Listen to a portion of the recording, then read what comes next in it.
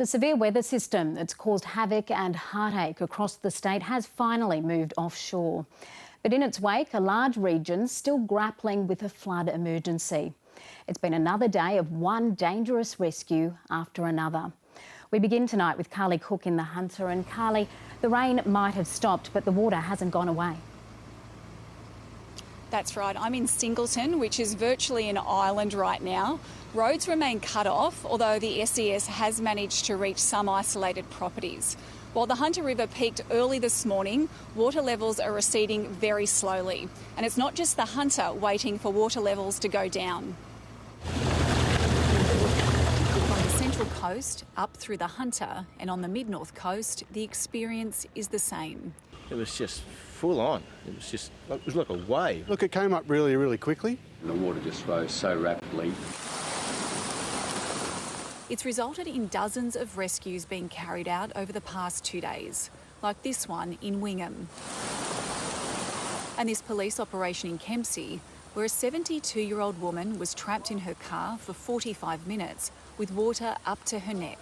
She was in quite a bit of shock, some mild hypothermia. One incident in particular has been singled out by the Premier.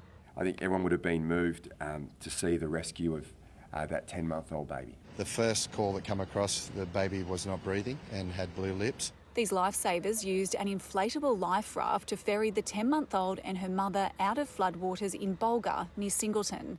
This is the moment they handed the baby over to waiting paramedics. Yeah, that was probably the worst call that I would have heard, especially a baby, when a baby is involved. When the baby arrived, we heard the little yelp was conscious and breathing. Singleton itself is largely cut off, but some people are determined to find a way through, despite the obvious risks. The New England Highway is looking more like a river. We have survived again. Haven't seen the water this high for a long, long time. Locals are also searching their memory banks on the Central Coast. We've been here for about 20 years, and this one's probably the highest that we've experienced. The SES is providing aid and supplies. The only way it can right now is by boat, while residents hunker down and wait to see what's left once the waters recede. It used to be a prize garden. Yeah, it's not so much of a prize garden now. With so much water around, they could be waiting a while yet. Carly Cook, ABC News, Singleton. And Emma Siossian is live for us on the Mid-North Coast. Emma, how are things looking there now? Kirsten, the rain has eased significantly with just the odd shower around the coast. There was a huge downpour overnight. Taree received more than 300 millimetres of rain in a 24-hour period. That's the most rain there in a day since 1881. A flood watch remains for the Mid-North Coast and evacuation orders are still in place for parts of Tuncurry and Bulahdelah. Further south, disaster declarations have been extended to 6 more local government areas, including Lake Macquarie and Singleton. The good news is dry and partly cloudy conditions are expected tomorrow, which is a relief for everyone up here. Emma Siossian in Port Macquarie.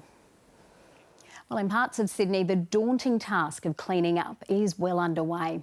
But for some dealing with their 3rd or 4th flood, it's all too much, and they're planning to leave their homes for good.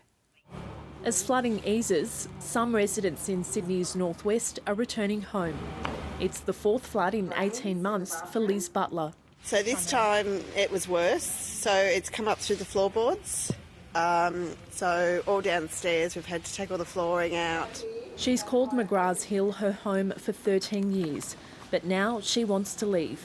I can't deal with it anymore mentally. Residents are taking down sandbags and clearing out debris.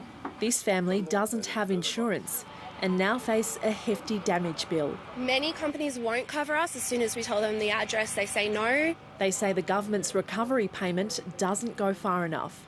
If we have to replace all this kitchen, what's the $1,000 that I'm going to do? The Premier was in Camden visiting flood-weary locals and happy to hold a hose. This is just like repetitive over and over. It is. The government is deploying 500 emergency personnel, helicopters and equipment to help clean up. The government says teams will help clear debris, wash out homes and make sure roads like this one are accessible. But the scale of the damage means a full recovery is a long way to go. When it comes to our communities, they've naturally been built up over time to deal with the natural disasters that we face in this country. But this resilient community is being tested. We love our home. Both our kids grew up here, but I'm done. I'm done. Pushed to breaking point. Thank you. Husnia Shams, ABC News, Sydney.